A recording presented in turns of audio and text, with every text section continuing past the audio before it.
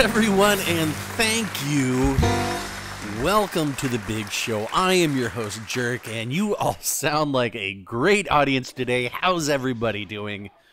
Doing well? Feeling rested? That is great to hear. Some of you no doubt know that I have been in a bit of a hellish schedule these past couple weeks, but surprise, surprise, here we are sipping on gin and juice, in between Zoom calls, ready to bring you that quality bi-weekly content.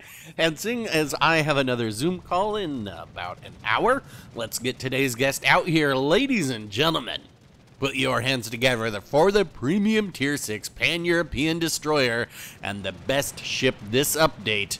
Give it up for Öland.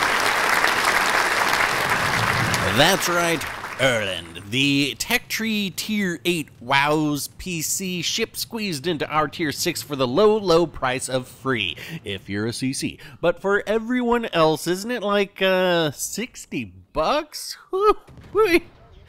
Yeah, as always, I'm going to ignore the price because your money is for you to spend how you see fit, and one person 60 bucks, maybe another one's pennies dropped on the street, and who wants to get their hands dirty picking up street change?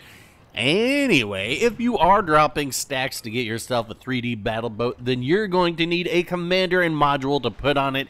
And today we have Stig Hansen on the Northwestern, and if you're hauling king crab, you'll need that Old Bay seasoning and Billiam Sims. And I will say, from the videos I've seen from other CCs, this seems like the way most are settling on it. Just a dash of concealment, but an extra serving of HP to increase that survivability.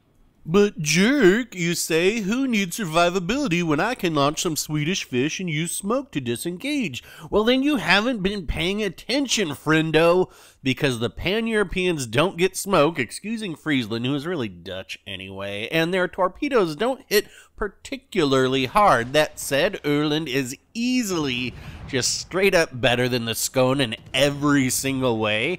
I mean, it's pretty much a Tier 6 Friesland without smoke or sonar, but with a heal and torps, and not as good AA, but reasonable AA. AA that's pretty good when you're top tier and better than bad when you're bottom tier. But there is a stat on this ship that isn't listed on any infographics that I've seen, and that is the fun factor. And to me, this ship is fun factor 11, whereas the Belfast 43 is a -5. This ship reminds me of the first time I took out Le Fantasque before the great nerfing.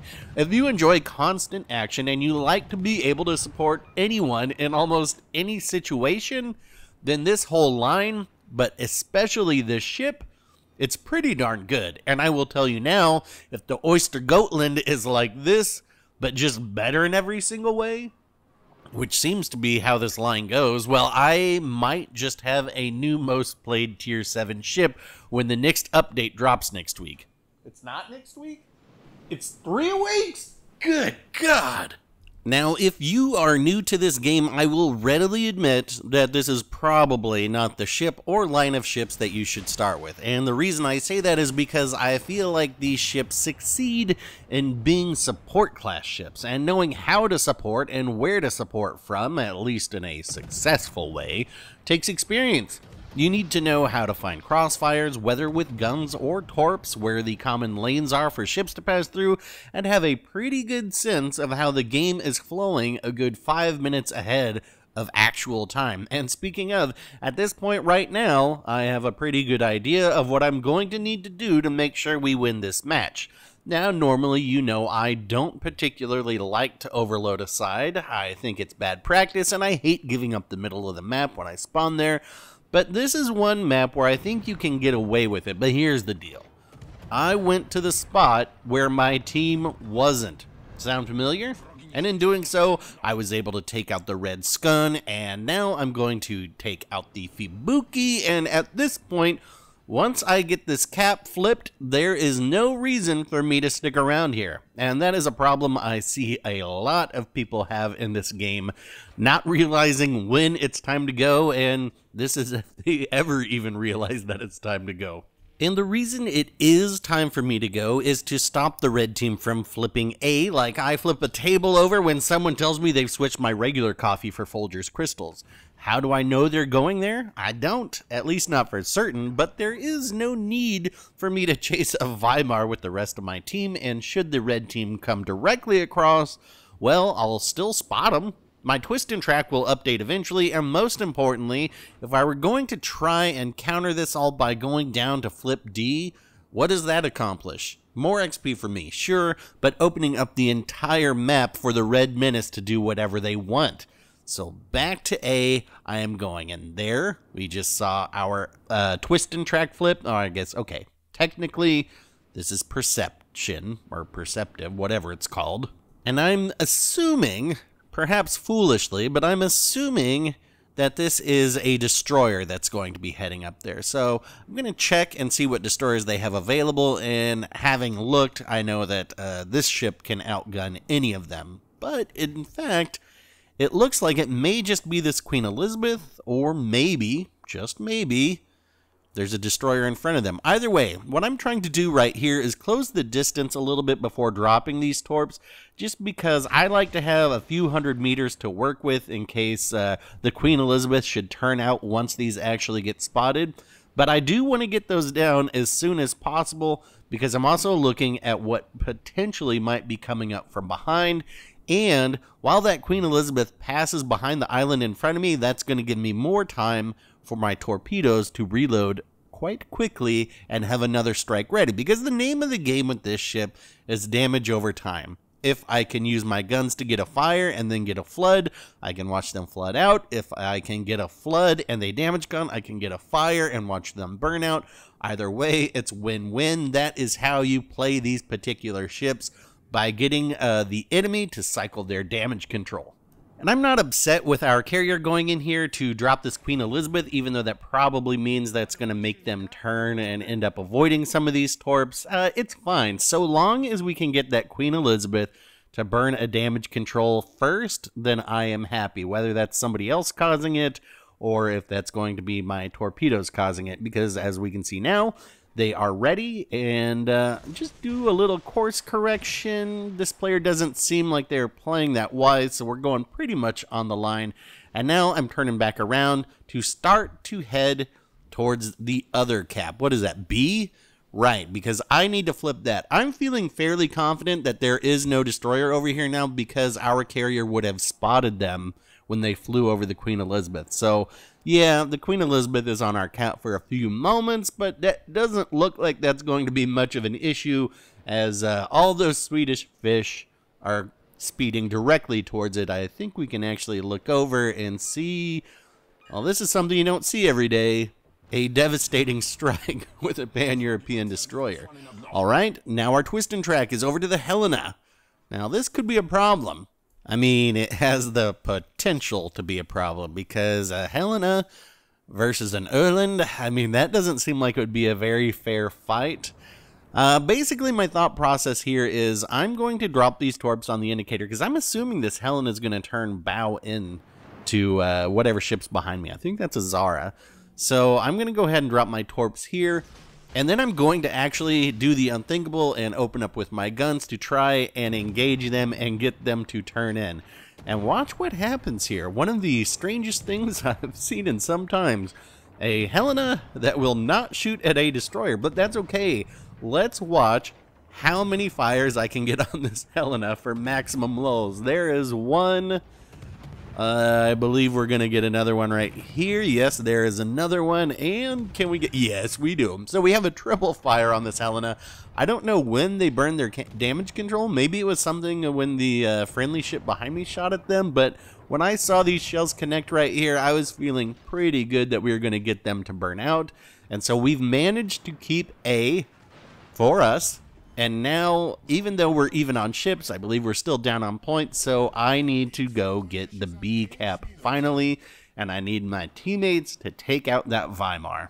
I'm not really certain where the other ships on the red team are. I mean, they were spotted fairly south. I know the Weimar is probably what's being picked up on my perceptive, so I'm just waiting to see for my indicator to flip so I know when something's actually getting closer to me. Now, had I been this Vesser, I probably would have spent a lot more time trying to take out the destroyers. I mean, I guess we did have a destroyer down there harassing them, but they actually had their red destroyer supporting them to take it out. I think it was a Hatsuharu.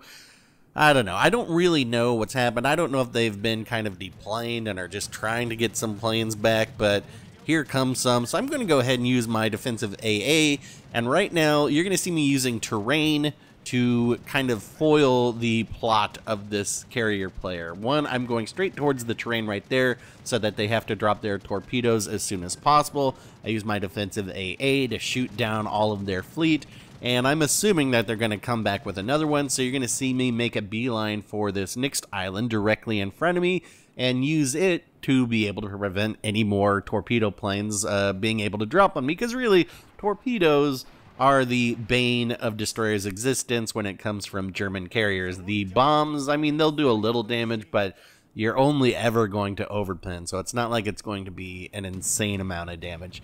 So as I get closer to here, we're going to see that they bring their squadron in, but of course they cannot drop, so they're just going to fly back up and actually drop their torps behind me? I don't know, whatever. And I'm going to continue to shoot their planes down. So I'm trying to get an eye on them here because obviously I have very long range torpedoes, 12 kilometers as I have this built.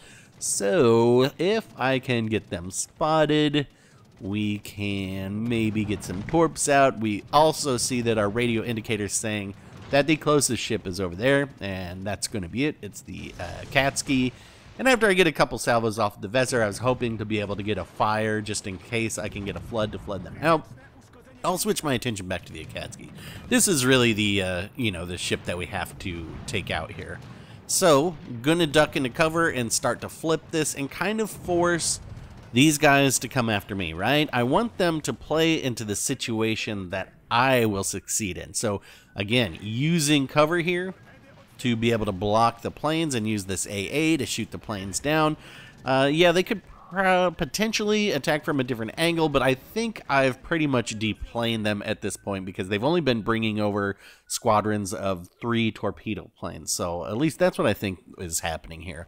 But as we spend a few minutes just trying to get this cap, we have almost taken the lead here. I'm really needing our teammates to take out the Weimar over there, and then I'm thinking once I get this flipped, we can see it's not contested yet, so the Akatsuki is not on here. I'm kind of sneaking back and forth because I'm expecting some torpedoes to be coming through here, but now that we've got this out, we might as well move out here and see if we can't spot this Akatsuki again, and well, I'm spotted, so there it is. And you know what? Cheers to this Akatsuki for using their guns.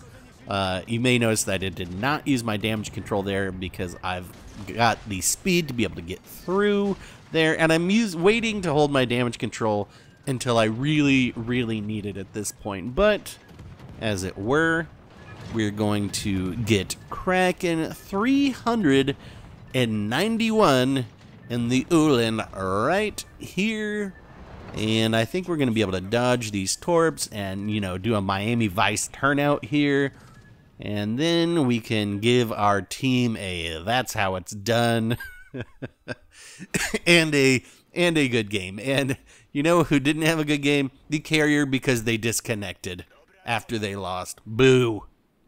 So let's just take a victory lap here in a crazy, pretty impressive comeback for this team before we go ahead and take a look at the scoreboard. See, can't believe we did this. We were down at about like 300 points at one point in this game. So, very nice work by my team to focus on their half of the map and recognize what needed to be done to make sure that we won. And so here it is. Alright, let's see this scoreboard. Drum roll, please. 3,753 XP for a very good game. And, it looks like everyone else were pretty even, so a GG to all of them as well. And that's going to wrap it up for this one. If you are ready for this whole line to come out next week, sorry, 3 weeks, sheesh.